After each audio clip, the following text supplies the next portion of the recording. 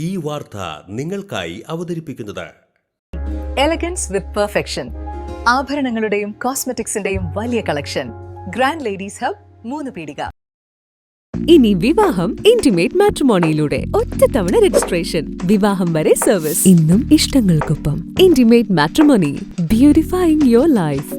Conolly കനാലിൽ bund പൊട്ടിച്ചതിനെ തുടർന്ന് മലിനജലം കലർന്നു. വൻതോതിൽ കൂട് കൃഷിയിലെ മത്സ്യങ്ങൾ ചത്തുപൊന്തി. ആയിരക്കണക്കിന് മത്സ്യങ്ങൾ ചത്തൊടുങ്ങിയതോടെ മത്സ്യകർഷകർക്ക് ലക്ഷങ്ങളുടെ നഷ്ടം. മതിലകം, പടിയൂർ, ശ്രീനാരായണപുരം, വെള്ളാങ്കല്ലൂർ തുടങ്ങിയ പഞ്ചായത്തുകളിലൂടെ കടന്നുപോകുന്ന കനോലി കനാലിലാണ് മലിനജലം കലർന്നത്.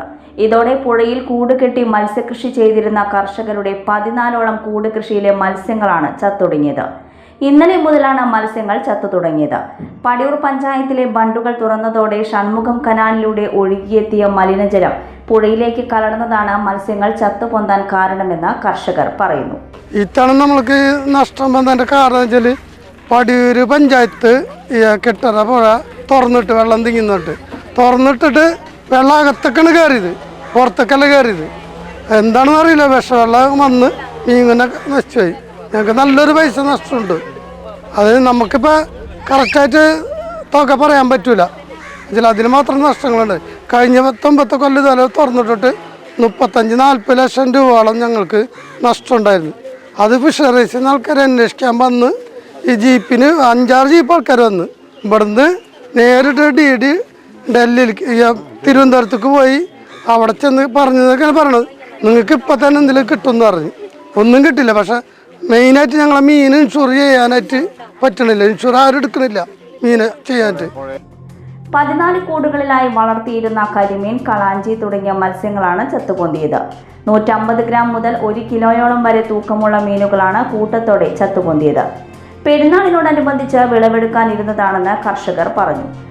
വഞ്ചി പുഴയിൽ വെള്ളച്ചെളിതാന്നിരിക്കും, അത്രയും വെള്ളം കുറവുണ്ട് ഈ പുഴയിലൊക്കെ. നമ്മൾ പല ആവശ്യത്തിന് വേണ്ടി ഉപയോഗിക്കുന്ന വെള്ളവും കാര്യങ്ങളാണ്. ഇപ്പോൾ ഈ ഒരു ബുദ്ധിമുട്ട് കണ്ടില്ല. ഇപ്പോൾ ഞങ്ങൾക്ക് അറിയാലോ, മീൻ ഇത്രയും ചത്ത് കിടന്ന് നമ്മളിപ്പോൾ വീട്ടിലായാലും നനയ്ക്കാനായിട്ട് നമ്മൾ ഈ പുഴ തന്നെ എടുക്കണം. നമുക്ക് യാതൊരു ഉപകാരം എന്ന് പറഞ്ഞാൽ ഈ വെള്ളം കൊണ്ട് ഉപദ്രവം മാത്രമേ നമുക്ക് ഇനിയിപ്പോൾ ഉണ്ടായിട്ടുള്ളൂ ഈ ഒരു അവസ്ഥയിൽ.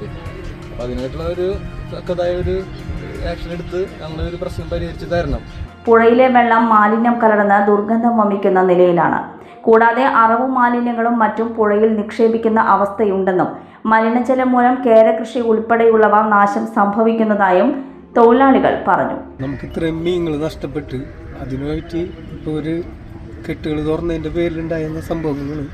അതുമാത്രമല്ല, ഈ കെട്ട് തുറന്നു കഴിഞ്ഞാൽ വെള്ളം ഒഴുകി പോകാൻ ആ ഒരു ചാല് മാത്രമേ ഉള്ളൂ. പിന്നെ ഇവിടെ എന്ന് വെച്ചാൽ കുഴിയില്ലെന്ന് വെച്ചാൽ ഇത് വിട്ട് കഴിഞ്ഞാൽ അരക്ക് മുട്ടുകാലിന് അത്രയും വെള്ളമുള്ളൂ. നമുക്ക് അതിനുള്ള ഒരു സംവിധാനം കൂടി ഫിഷറീസ് വകുപ്പ് ചെയ്തു തരേണ്ടതാണ്. കാരണം ഒട്ടും വെള്ളമില്ല. ഇവിടെ കൃഷിക്ക് വേണ്ടിയിട്ടൊക്കെ ഉപയോഗിക്കുന്ന വെള്ളങ്ങളുണ്ട്. പക്ഷേ അവിടെ വെള്ളമില്ല. അതായത് ഈ വേസ്റ്റ് സാധനങ്ങൾ, ഇറച്ചി വട്ടാരി, പിന്നെ പുഴയിൽ നിന്ന് പാലത്തിൻ്റെ മുകളിൽ നിന്ന് വരുന്ന വേസ്റ്റുകൾ, ഇതെല്ലാം വന്നടിഞ്ഞ് ഈ ഭാഗം മാത്രം.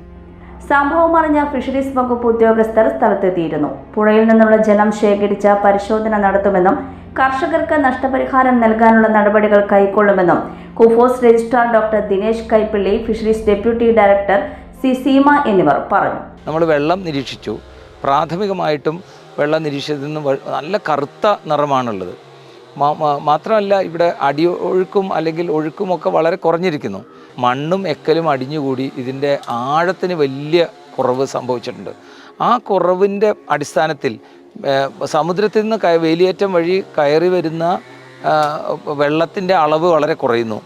അതുപോലെ തന്നെ തിരിച്ച് ഒഴുക്കും കുറയുന്നു.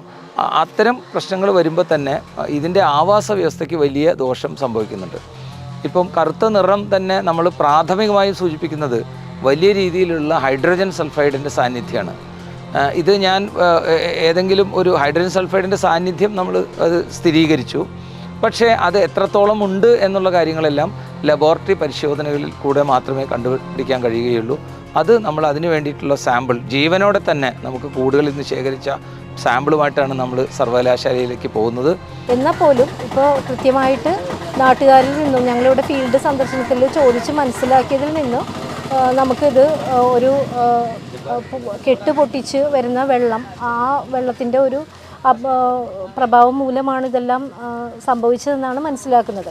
അപ്പോൾ ഇതുമായിട്ട് ബന്ധപ്പെട്ട് ഫിഷറീസ് വകുപ്പ് അല്ല, അതിനേക്കാളും കൂടുതൽ തദ്ദേശ സ്വയംഭരണ വകുപ്പുകളെ കൂടി ഉൾപ്പെടുത്തി ഇതിനൊരു ശാശ്വത പരിഹാരം കാണണം എന്നുള്ളത് തന്നെയാണ്. അപ്പോൾ ഇതിനൊരു മുൻകൈ എടുക്കേണ്ടത് ഫിഷറീസ് വകുപ്പ് എന്നുള്ള നിലയിൽ, ഡെപ്യൂട്ടി ഡയറക്ടർ എന്ന നിലയിൽ എൻ്റെ ഉത്തരവാദിത്തമായി തന്നെ ഞാൻ കാണുന്നുണ്ട്.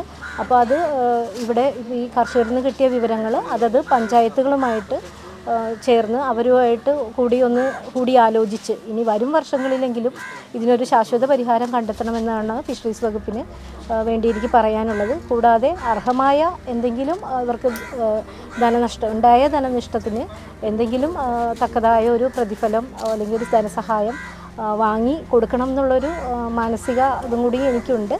അപ്പോൾ അതിൽ പ്രത്യേക ശ്രദ്ധ കേന്ദ്രീകരിക്കുമെന്ന് ബണ്ട് തുറക്കുന്നതുമായി ബന്ധപ്പെട്ടുള്ള വിഷയങ്ങൾ പടിയൂർ പഞ്ചായത്തുമായി ചർച്ച ചെയ്ത് പരിഹരിക്കുമെന്നും ഇവർ പറഞ്ഞു. മതിലകം ഗ്രാമപഞ്ചായത്ത് പ്രസിഡന്റ് സുമതി സുന്ദരൻ സ്ഥലം സന്ദർശിക്കുകയും കർഷകർക്ക് സർക്കാർ മതിയായ നഷ്ടപരിഹാരം നൽകണമെന്നും ആവശ്യപ്പെട്ടു. ലോകം ഇത്ര വേഗത്തിലാണ് നീങ്ങുന്നത്. ഓരോ നിമിഷവും സന്തോഷം മാത്രം. ഓരോ വസ്ത്രങ്ങൾക്കും ഒരു കഥയുണ്ട്. ആഘോഷത്തോളം വളർന്ന സ്വപ്നങ്ങളുടെ കഥ. ആ സ്വപ്നങ്ങൾ കൊണ്ട് നാം നെയ്ത ആത്മവിശ്വാസത്തിന്റെ കഥ. നാം എന്ത് ധരിക്കുന്നു എന്നതിലല്ല, അത് നമുക്ക് നൽകുന്ന ആത്മവിശ്വാസത്തിലാണ് യഥാർത്ഥ സൗന്ദര്യം. ഓരോ നൂലിഴകളും നെയ്തെടുത്ത ആത്മവിശ്വാസത്തിന്റെ സൗന്ദര്യം. ഈ ബന്ധം ഒരു വികാരമാണ്. നിങ്ങൾക്കായി മാത്രം നെയ്തെടുത്ത പട്ടിന്റെ കഥ. Beauty silks. വാക്കുകൾ നിശബ്ദമാകുമ്പോൾ വസ്ത്രങ്ങൾ സംസാരിക്കട്ടെ.